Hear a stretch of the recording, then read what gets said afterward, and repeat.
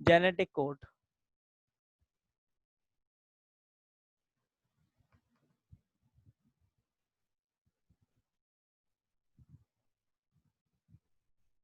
अच्छा, बात करते हैं किसके ऊपर? जेनेटिक कोड के ऊपर, कि जेनेटिक कोड क्या है बेसिकली। देखें डेफिनेशन क्या है कि when information present in the DNA is carried to the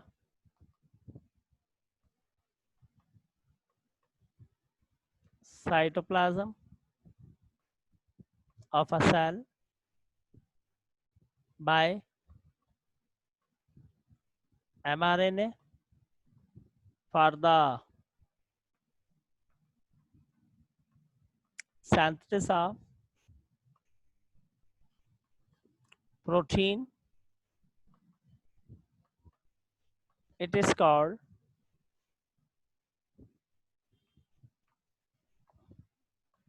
genetic code.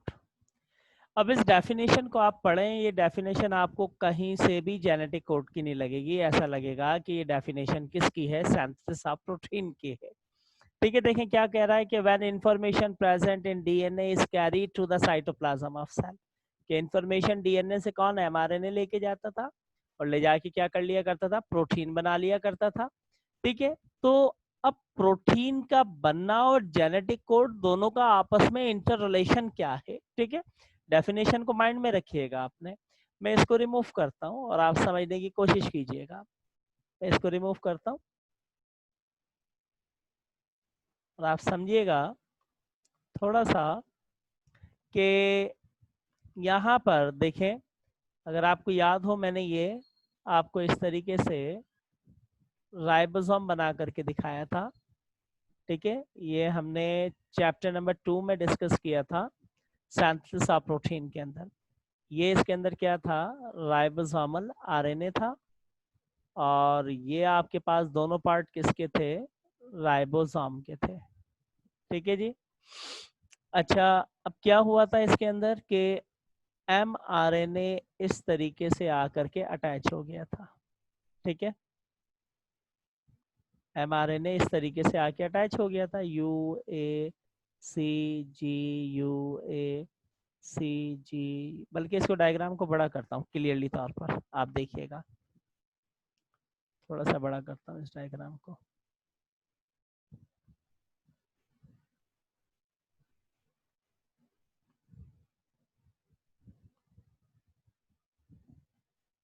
ये है mRNA,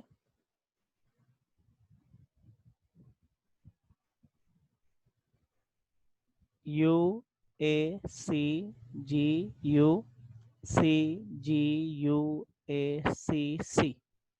ठीक है, अभी अभी की है मैंने तो स्टार्ट क्लास। और ये इसके अंदर क्या था, राइबोसोमल आरएनए था। अब देखें यहाँ पे आकर के कौन बाइंड होंगे, यहाँ पे आकर के टीआरएनए बाइंड होंगे, टीआरएनए बाइंड होंगे। यहाँ पे यू होगा, मैंने आपको बताया था, यहाँ ए होगा, यहाँ ए होगा तो यहाँ यू होगा, यहाँ सी होगा तो यहाँ जी होगा। ये अमाइनो एसिड को लेकर के आया है। तभी तो टीआरएनए की इंफॉर्मेशन को हमने ट्रिपलेट एंटी कोडॉन का नाम दिया था, और एमआरएनए की इंफॉर्मेशन को हमने ट्रिपलेट कोडॉन का नाम दिया था। लेकिन डी कोडिंग होगी यहाँ पर, क्या होगा, डी कोडिंग, ये मैंने उसमें बताई थी, मेरा लेक्चर मौजूद है यूट्यूब पे, सुन लीजिएगा, सिंथेसिस ऑफ प्रोटीन चैप्टर 2 का। डी कोडिंग क्या है, when three nitrogenous basis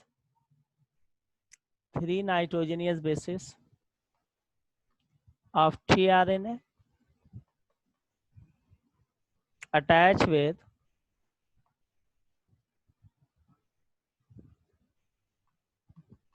three nitrogenous bases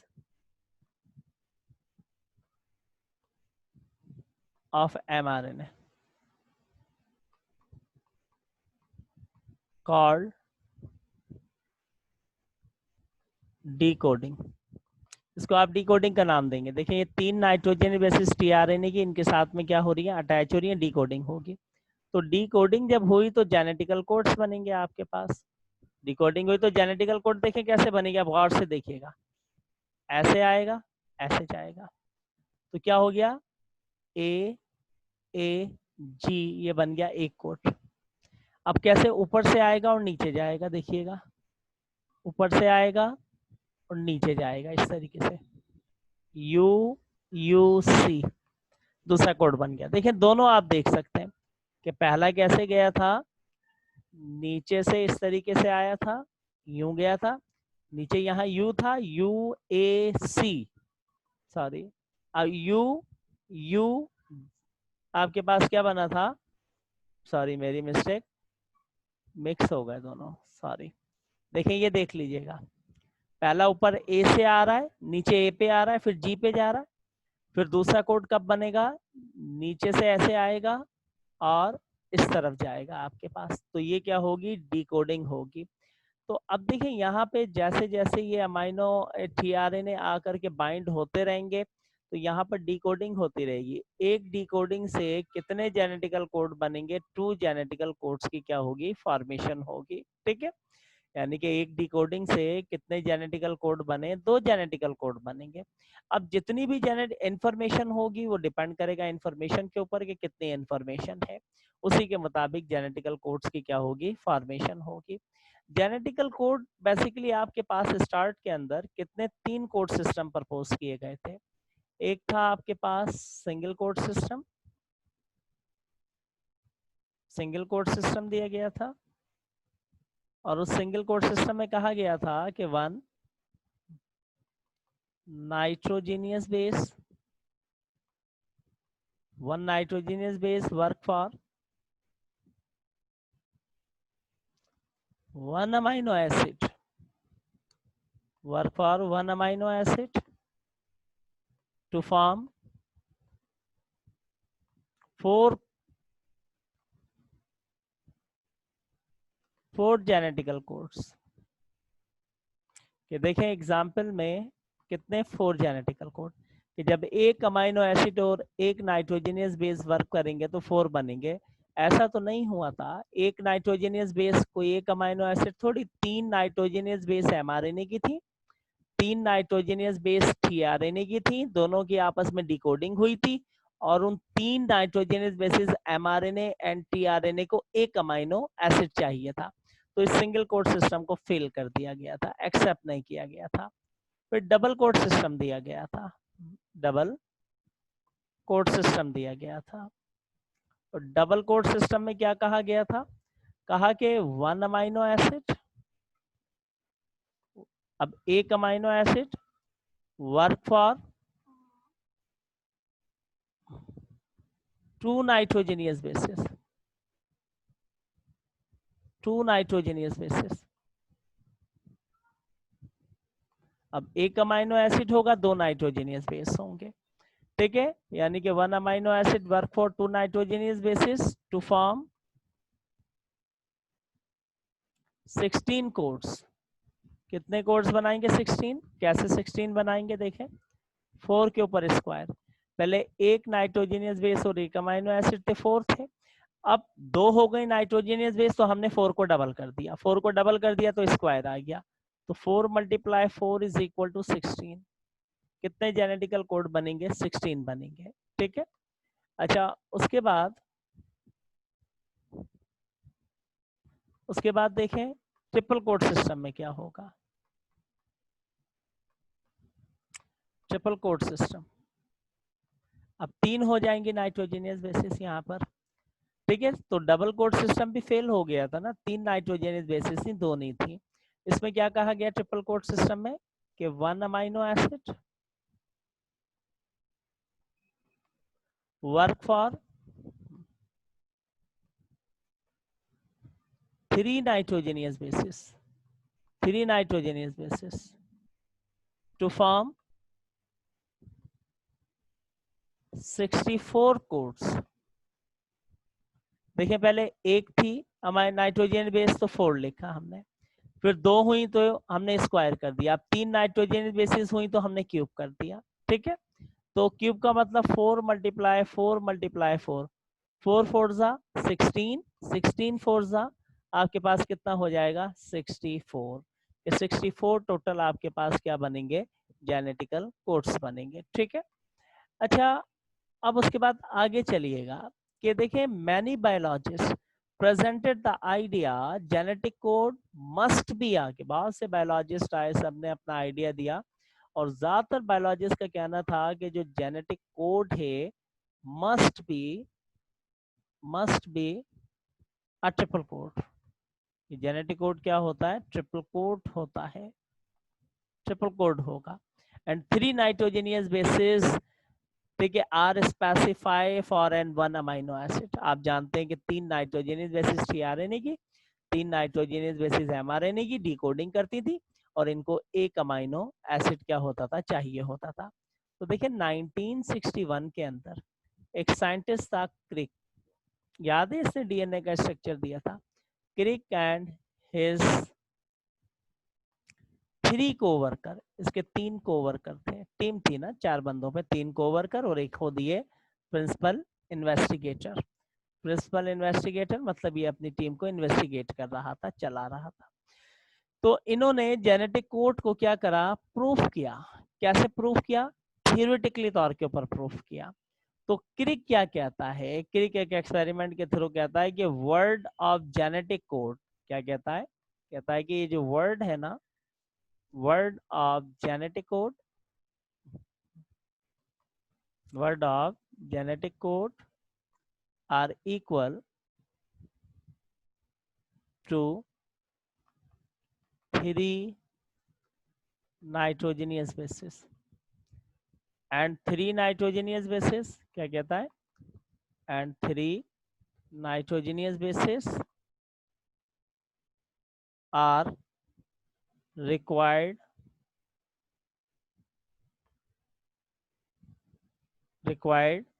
1 amino acid. इसकी स्टेटमेंट थी 1 अमाइनो एसिड। अच्छा देखिए फिर उसके बाद क्या कहा गया, रिमूव करता हूं मैं इसको, फिर एंड में मैं इसको समराइज करूंगा, रिमूव करता हूं। देखिए कोड प्रेजेंट क्या कहते हैं कि कोड जो है, फिर साइंटिस्टों का कुछ कहना था, कुछ साइंटिस्ट कहते थे कि code present at the upper side, upper side of mRNA. MRNA की जो ऊपर वाली साइड है, उस एमआरएनए की ऊपर वाली साइड के ऊपर कोड मौजूद है। तो वो तो जेनेटिकल इंफॉर्मेशन है, वो जेनेटिकल कोड वो है जो डीएनए से लिया गया है, कोई इस वाले कोड की बात नहीं कर रहा है। फिर उसके बाद देखिए क्या कहते हैं, कहते हैं कि सेल जो है, cell can realize, cell can realize that start and end of code, कि सेल को पता है कि कौन सा कोड स्टार्ट होगा और कौन सा कोड स्टॉप होगा। Some scientist have indicate that, कुछ साइंटिस्टों का कहना ये है कि जो AUG है ये स्टार्ट कोडॉन है। अभी मैं समझाता हूँ आपको कैसे। और कुछ का कहना था कि UAA, UAG और UGA, ये 3 कोड क्या है, ये आपके पास स्टॉप कोडॉन है, स्टॉप कोडॉन है। तो टोटल कितने थे 64, उन 64 में से 3 गए और एक ये, 4 को निकाल दें तो कितने बचे, 60 बचे। अजीब लॉजिक है, देखें सुने अब मेरी बात। साइंटिस्टों ने पहले कहा कि जनाब एक नाइट्रोजनियस बेस और एक अमाइनो एसिड 4 कोड बनाते हैं। फिर कहा कि नहीं ये गलत है कॉन्सेप्ट। कहा गया 2 नाइट्रोजनियस बेस एक अमाइनो एसिड 16 बनेंगे। फिर कहा नहीं ये भी गलत है। फिर कहा नहीं 3 नाइट्रोजनियस बेस और एक अमाइनो एसिड 64 कोडॉन होंगे। फिर कहा नहीं ये भी गलत है। देखिए खुद एक बात कहते हैं और बार बार फिर उस बात को डिनाई कर लेते हैं। कहा कि कोड इज इक्वल टू आपके पास 3 नाइट्रोजनियस बेसिस और ये 3 नाइट्रोजनियस बेसिस जो है रिक्वायर्ड होगा एक स्पेसिफिक अमाइनो एसिड। फिर कहा कि नहीं ये जेनेटिकल कोड जो है वो प्रेजेंट होगा on the upper side of mRNA. फिर इस चीज को भी डिनाई कर दिया, क्योंकि mRNA के ऊपर जो कोड होता है वो तो DNA का होता है कोड, वो तो जेनेटिकल इंफॉर्मेशन होती है। फिर कहा कि जी देखें टोटल 64 कोडॉन है एक अंदाजे के मुताबिक, ठीक है, वो भी 64 कोडॉन कैसे, 3 नाइट्रोजनियस बेसिस हो के एक mRNA की बात, और सॉरी एक अमीनो एसिड की बात कर रहा है। वाकई में ऐसा हुआ था कि 3 नाइट्रोजनियस बेसिस tRNA की थी और 3 mRNA की थी। उन्होंने डिकोडिंग की थी और डिकोडिंग के लिए उनको एक क्या चाहिए थी, अमीनो एसिड चाहिए थी। अब हम नहीं जानते अब तक कि डिकोडिंग से वाकई में जेनेटिकल कोड्स बनते हैं या नहीं बनते। हाँ, इतना जरूर पता है कि डिकोडिंग जरूर है। क्यों डिकोडिंग जरूर होती है, क्योंकि प्रोटीन बनना लाजमी है। जब प्रोटीन बनेगी तो अमीनो एसिड जो टीआरएनए की नाइट्रोजनियस बेस है वो बाइंड होंगे एमआरएनए के ऊपर। लेकिन किस सेंस में ये डिकोडिंग होती है, किस सेंस में ये कोडान बनते हैं, क्या आया 64 ही कोडान बनते हैं? ये सिर्फ और सिर्फ एक आपके पास हाइपोथेसिस है, एक्सपेरिमेंटली इसका हमारे पास कोई प्रूफ मौजूद नहीं है। देखें, सबसे पहले कोड का आइडिया मार्शल ने दिया था 1949 के अंदर। अब यहाँ पे देखें बड़ी अनलॉजिकल बात कर रहे हैं, कहा 64 है, ठीक है जी, मान लिया 64 है, फिर कहा 64 नहीं 60 जेनेटिकल कोड्स होंगे। पूछा गया क्यों, तो उन्होंने कहा कि देखें जितनी भी जेनेटिकल इंफॉर्मेशन है, हेयर कलर की हो, स्किन कलर की हो, आई कलर की हो, बॉडी हाइट की हो, ब्लड ग्रुप की हो, फेस कलर की हो, एक्स वाई जेड कोई भी जेनेटिकल इंफॉर्मेशन हो, तो पहला कोड जब एमआरएनए के ऊपर राइबोसोम मूव करना शुरू करता है, पहला कोड जब एमआरएनए के ऊपर राइबोसोम मूव करना शुरू करता है, कहते हैं कि पहला कोड जो बनता है वो AUG बनता है। फिर उसके बाद क्या होता है कि राइबोसोम स्टॉप होता है। तो मैंने आपको बताया था कि राइबोसोम एकदम तो स्टॉप नहीं होता है, राइबोसोम को कुछ टर्मिनेटिंग एंजाइम्स होते हैं, वो स्टॉप सिग्नल्स देते हैं। जब उस राइबोसोम को स्टॉप सिग्नल्स मिलते हैं तो राइबोसोम की स्पीड स्लो होना शुरू हो जाती है। जहां से राइबोसोम की स्पीड स्लो हुई तो उसने एक कोड बनाया UAA, फिर आगे गया और स्लो हुई, फिर उसने दूसरा कोड बनाया UAG, फिर जाकर के रुक गया, तो रुकते रुकते उसने आखिरी कोड बनाया UGA। तो कहते हैं कि इंफॉर्मेशन चाहे कोई भी हो, स्किन की हो, हेयर की हो, नॉस की हो, XYZ, पहला कोडान और आखिरी 3 कोडान, जो पहला स्टार्ट है जहां से चलना शुरू किया और आखिरी 3 स्टॉप कोडान है जहां पे रुके, ये तमाम इंफॉर्मेशन के पास कहते हैं कि सिमिलर होंगे। आप मुझे खुद बताएं हाउ इट इज पॉसिबल, क्या ऐसा पॉसिबल है? सवाल ही नहीं पैदा होता कि ये 4 कोडान सिमिलर हो जाएं। खैर, बेशक इसको एक्सेप्ट को माना जा सके, लेकिन मैं इस फिनोमेना को नहीं मानता। एक अजीबोगरीब अनलॉजिकल टाइप की बात कर दी। कहा कि जनाब ये 4 तो सब में सिमिलर बनते हैं, तो इसलिए 64 में से 4 को निकाल देते हैं, तो टोटल हमारे पास कोड कितने हैं, 20 है। अच्छा, फिर उसके बाद देखें आगे क्या कहा गया। फिर कहा गया अच्छा चलें ठीक है, आप कहते हैं कि 60 जेनेटिकल कोड्स हैं, ये 60 क्या है, 60 क्या है, जेनेटिकल कोड्स हैं। ये कहा गया अमाइनो एसिड टोटल कितनी है, 20 है। तो कहा कि हाउ इट इज पॉसिबल कि these 20 amino acid form 60 different genetical code, it's not possible, ये तो पॉसिबल नहीं है, अमाइनो एसिड तो सिर्फ 20 है, और सिर्फ 20 अमाइनो एसिड कैसे 60 जेनेटिकल कोड्स को बना सकते हैं? तो फिर देखें पता है क्या किया गया, फिर कहा यह गया कि देखें एक अमाइनो एसिड एक दफा यूज नहीं होती, एक अमाइनो एसिड कहा कि एक दफा डिकोडिंग में यूज नहीं होती, बल्कि एक अमाइनो एसिड जो है वो कई टाइम डिकोडिंग के अंदर क्या होती है, यूज करती है। जैसे सपोज करें कि अर्जिनाइन की एग्जांपल दी गई, किसकी एग्जांपल दी गई, अर्जिनाइन की एग्जांपल्स दी गई। कहा कि जो अर्जिनाइन है वो 6 दफा यूज हो गई, वो कई दफा यूज हो गए, कितने, 6 डिफरेंट क्या करता है, कोड्स बनाता है। या फिर लाइसाइन जो है वो 4 दफा यूज होता है। तो इसका मतलब ये कहा गया कि एक अमाइनो एसिड एक दफा यूज नहीं होता, बल्कि एक अमाइनो एसिड कई दफा यूज होता है और कई जेनेटिकल कोड्स बना लेता है। तो इसलिए ये 20 अमाइनो एसिड मिलकर 60 जेनेटिकल कोड्स बना लेते हैं। फिर पूछा गया कि what was the exact nature of genetical code, genetical code की एग्जैक्ट नेचर क्या है? तो बताया गया कि वी डोंट नो। जैसे कि सपोज करें फिर क्या कहा गया कि जैसे मैं यहां लिखता हूं,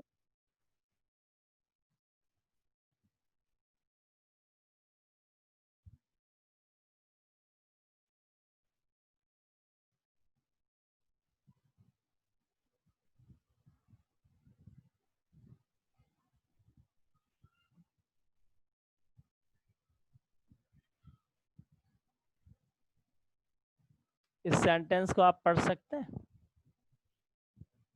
कोई पढ़ के दिखाए जरा इस सेंटेंस को। Single amino acid may be specified by many coding. अच्छा, अगर मैं इसको ऐसे लिख देता? इजीली पढ़ लेते। ठीक है ना, शाबाश।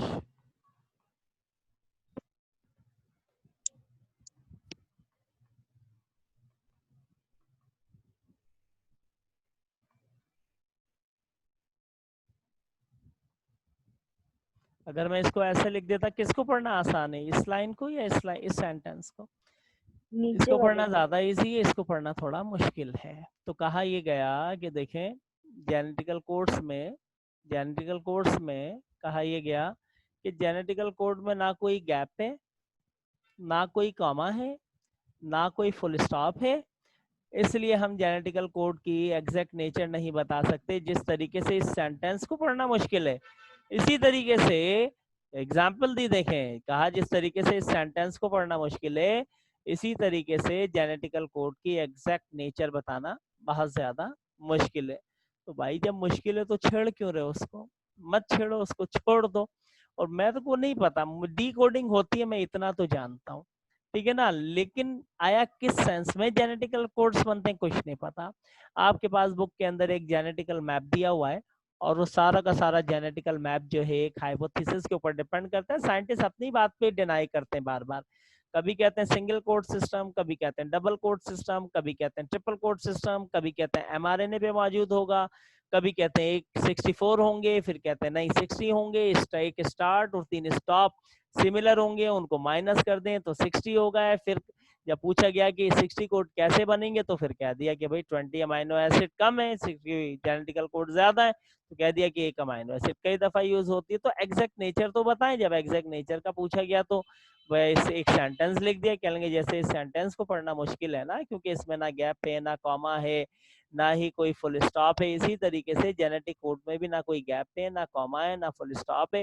इसकी एग्जैक्ट नेचर को जानना हमारे लिए बहुत ज़्यादा मुश्किल है। तो बहरहाल ये अब तक कोई आपके पास एक ऐसे यानी कि मिस्ट्री है जिसको अभी तक सॉल्व नहीं किया जा सका।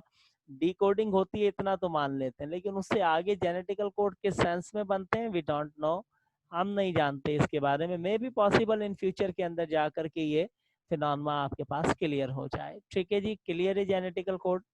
उसके बाद म्यूटेशन। म्यूटेशन आप सब जानते हैं किसको कहते हैं? आप जानते हैं ना कि genes are responsible to transfer the hereditary characters from one generation to another generation. कि जीन्स क्या करते हैं, हेरिडिटरी कैरेक्टर्स को ट्रांसफर करते हैं एक जनरेशन से दूसरी जनरेशन के अंदर। ठीक है, genes actually control process of organism, आप सब जानते हैं। जीन एक्सप्रेस करते हैं ना, जीन की एक्सप्रेशन प्रोटीन है, प्रोटीन क्या है, एंजाइम है। वो एंजाइम उन कैरेक्टरिस्टिक को क्या करते हैं, कंट्रोल करते हैं। तो अब जीन्स कहाँ पे प्रेजेंट होते हैं, क्रोमोसोम्स के ऊपर प्रेजेंट होते हैं। और क्रोमोसोम्स के थ्रू ये एक जनरेशन से दूसरी जनरेशन में क्या होते हैं, ट्रांसफर हो जाते हैं। Usually they are transfer into new generation. देखिए मैं लिखता हूँ कि जीन्स आर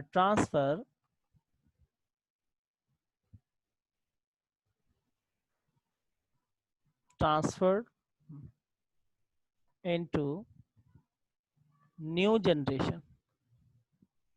जीन ट्रांसफर होते हैं न्यू जनरेशन में, लेकिन याद रखिएगा without any change, without any change, बिना किसी चेंज के। But sometime due to certain reason, लेकिन बजा औकात कई रीजन की वजह से सम चेंजेस आकर, some changes occur in the amount, structure,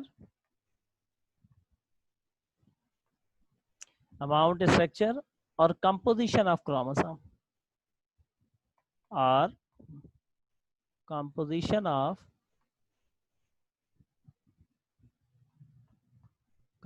of chromosomes and genes।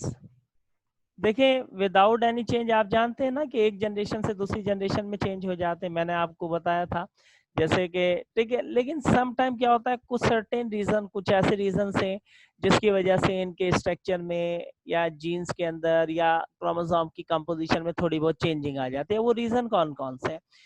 वो रीजन अल्ट्रावायलेट रेडिएशन है, एक्सरेज है, ठीक है ना, ये एक्सरेज है, अल्ट्रावायलेट रेडिएशन, केमिकल हीट, ये सारे क्या है आपके पास, ये सारे आपके पास physical and chemical mutagenic agents हैं। ये जब अफेक्ट करते हैं तो डीएनए की न्यूक्लियोटाइड की जो सीक्वेंस है उसको रॉन्ग कर देते हैं। उनके रॉन्ग होने से मैसेज क्या होता है, जेनेटिकल रॉन्ग हो जाता है, क्योंकि एमआरएनए उस मैसेज को कैरी करता है। कल भी अल्का पेट्रोनोरिया में बताया था। तो रॉन्ग प्रोटीन बनती है, रॉन्ग प्रोटीन से रॉन्ग एंजाइम बनते हैं, और वो रॉन्ग एंजाइम पर्टिकुलर फंक्शन को कंट्रोल नहीं करते हैं, ठीक है। तो अब ये क्या कहलाता है, दीज चेंजेस, ये जो चेंजेस हुए, दीज चेंजेस कॉल्ड म्यूटेशन। ये चेंजेस क्या कहलाते हैं, म्यूटेशन कहलाते हैं। Any change in the gene can also change the ability of cell। देखिए मैं लिख देता हूं, any change in the gene, any change in the gene can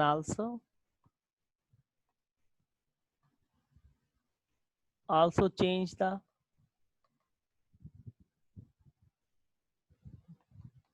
ability of cells to perform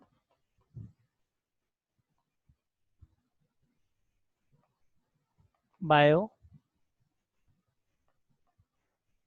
reaction। So these mutation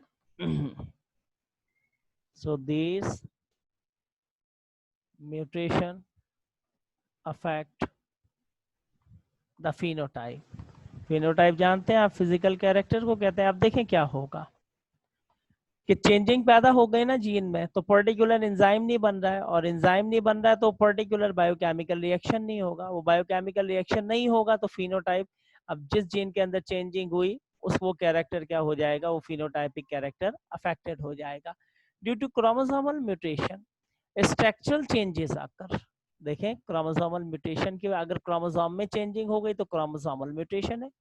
chromo due to chromosomal mutation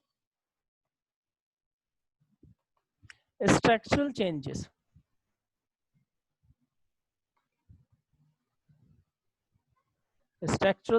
occur। Chromosomal mutation की वजह से structural changes आएंगे। Most of them form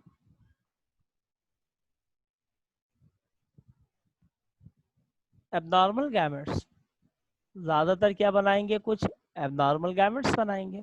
और उस abnormal gamete से क्या बनेगा, एक आपके पास एबनॉर्मल ऑर्गेनिज्म ही बनेगा। और कौन बनेगा, उसके पेरेंट्स के जीन में म्यूटेशन थी। कल जैसे अल्का पेट्रोनोरिया का बताया कि अगर वो सेक्स करे तो उसका जो गैमेट्स होगा उस पर तो वो जीन डैमेज थे। अब उस गैमेट से जाइगोट बनेगी, तो जाइगोट से ऑर्गेनिज्म आएगा, उसमें इनहेरिटेंसली तौर के ऊपर क्या पैदा होगा, उसके अंदर इनहेरिटेंसली तौर के ऊपर क्या डेवलप हो गई, एबनॉर्मलिटीज डेवलप हो गई। तो अब म्यूटेशन की हमारे पास कितनी, दो टाइप्स हैं। एक है क्रोमोसोमल म्यूटेशन,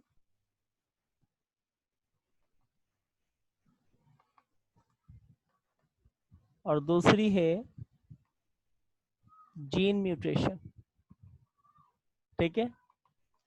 अब देखिए ज्यादा लॉस होगा किसमें, बिग लॉस होगा, बिग लॉस ज्यादा लॉस होगा क्रोमोसोमल म्यूटेशन में, कम लॉस होगा जीन म्यूटेशन के अंदर। इसके अंदर क्या होता है, लेस लॉस होता है, क्योंकि क्रोमोसोम पे तो कई नंबर ऑफ जीन्स होंगे, क्रोमोसोम का डैमेज होना कई नंबर ऑफ जीन्स का डैमेज होना। और जीन म्यूटेशन में ओनली सर्टेन जीन, कुछ डीएनए की न्यूक्लियोटाइड की सीक्वेंस चेंज होगी। तो ज्यादा लॉस जो होता है वो किसके अंदर होता है, याद रखिएगा, ज्यादा लॉस क्रोमोसोमल म्यूटेशन के अंदर होता है, ना कि आपके पास जीन म्यूटेशन के अंदर ज्यादा लॉस हो। ठीक है, ठीक है बेटा, ज्यादा लॉस इसके अंदर होगा। ठीक है, अब इनको डिटेल में डिस्कस कर लेते हैं।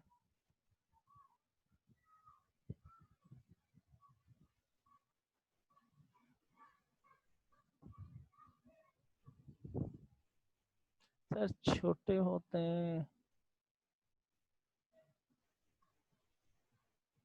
नहीं ट्विंस की म्यूटेशन की वजह से पैदा होंगे। ट्विंस में बताता हूँ, मीटिंग बंद हो दोबारा आए मैं बताता हूँ। जी हिफ्जा बोलिएगा, मीटिंग एंड होने वाली है, दोबारा ज्वाइन करें जल्दी से, फिर जेपी की क्लास का टाइम हो जाएगा 8:15 बजे। नहीं तो जेपी की नहीं होती मैं ये चैप्टर खत्म कर देता आज, कल 7 स्टार्ट ले लेता, 7 में भी माइटोसिस को मैं टिका